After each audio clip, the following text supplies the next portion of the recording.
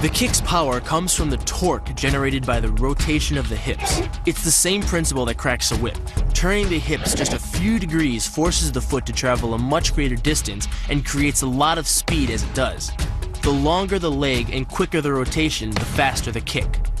And unlike karate, Muay Thai fighters are also taught to strike with the hard bone of the shin. A Muay Thai kick can generate roughly the same force as a baseball bat, enough to crack a rib or a leg. Basically, it works like a point of a knife. All the force is magnified by being concentrated in a small, hard area.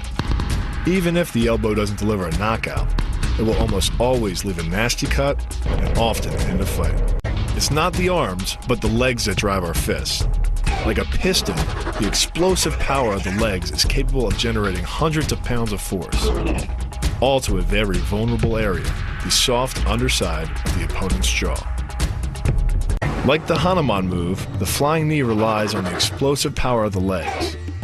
But rather than spread the power of our blow over two fists, it concentrates it into the spear point of the knee and combines it with the force of gravity.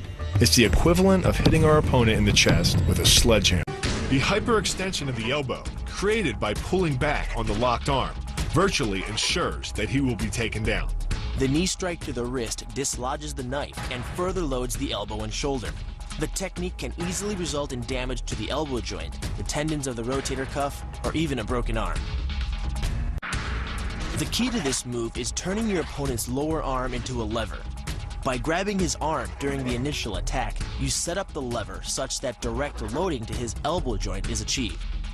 Once the elbow is locked and loaded, you can pull a much heavier opponent off balance by simply lowering your center of weight.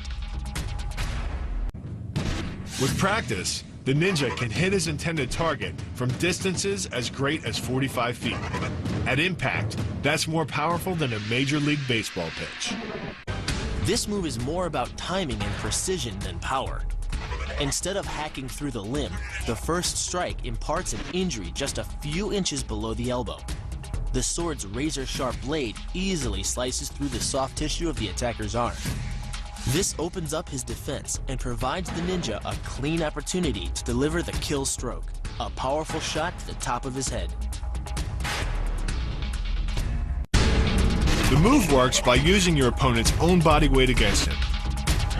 The first strike can land at speeds greater than 20 miles per hour and can stun your opponent with the same injury-producing energy as dropping a bowling ball from over 11 feet onto his torso. By using his arm as a lever in conjunction with the leg sweep, you drive your opponent to the ground.